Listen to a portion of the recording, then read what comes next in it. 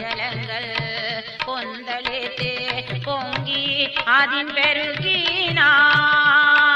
பர்வதங்கள் அதிர்ந்தாலே நான் பயப்படோ.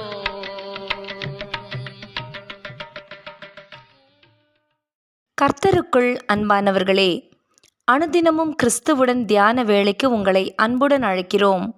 இன்றைய தியானத்திற்கான வேத வாசிப்பு 1 பேதுரு 5ஆம் அதிகாரம் வசனங்கள் 6 முதல் 11 வரை.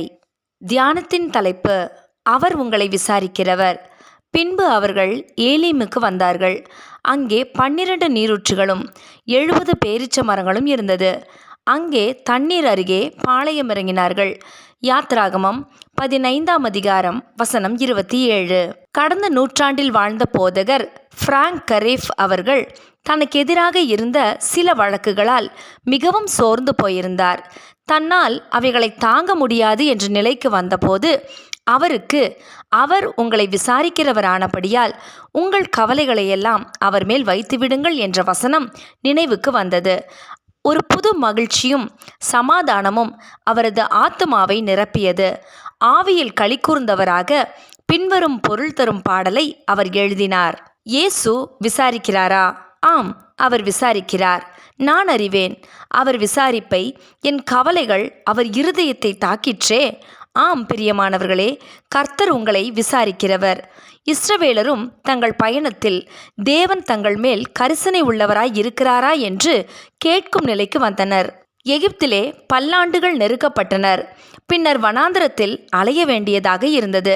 கடைசியாக வந்த இடத்திலோ அருந்த முடியாத கசப்பான நீர் கிடைத்தது. வாழ்வு இலகுவானது அல்ல. ஆனால் இறுதியாக தேவன் அவர்களை ஏலீம் என்ற இடத்துக்கு அழைத்து வந்தார். அங்கே நல்ல நீர் தாராளமாக கிடைத்தது. அதிகமான மரங்களும் நிழல்களும் அவர்களுக்கு கிடைத்தன.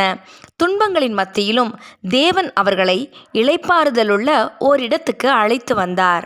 ஒருவேளை நீங்கள் கடினமான பாதை வழியே சென்று கொண்டிருக்கலாம். உங்களை தேவன் விசாரிக்கிறாரா என்று வினவக்கூடிய நிலைக்கு நீங்கள் தள்ளப்பட்டிருக்கலாம். ஆனால் நிச்சயமாய் அவர் உங்கள் மேல் கரிசனை உள்ளவராய் இருக்கிறார் என்பதை மறக்கக்கூடாது. ஆகவே கலக்கம் வேண்டாம். எதிர்காலத்தில் தேவன் உங்களை ஏலீமுக்கு அழைத்து வருவார். உங்களுடைய திராணிக்கு மேலாக நீங்கள் சோதிக்கப்படுவதற்கு அவர் இடம் கொடாமல் என்ற வேத வசனம் நமக்கு தைரியத்தை கொடுக்கிறது. 1 கொரிந்தியர் 10ஆம் அதிகாரம் வசனம் 13. பாடுகளினால் சோர்ந்து களைத்து வருத்தப்பட்டிருந்தாலும் கர்த்தரை சார்ந்திருப்போம். கர்த்தர் நிச்சயம் இளைப்பாறுதலை தருவார். நீங்கள் இப்பொழுது கசந்த மாறாவில் தங்கியிருப்பீர்கள் என்றால் அப்படியே எப்போதும் இராது என்பதை நினைவில் வைத்திருப்போம். எல்லாம் மாறும். இதோ உங்களுக்கு எதிரே உள்ள சமாதானத்தின் ஏலிமை நோக்கி பாருங்கள். நம்முடைய ஒவ்வொரு சோதனையையும் எல்லாவித வேதனைகளையும் தேவன் தமது வேளையில் சாதனைகளாக மாற்றித் தருவார்.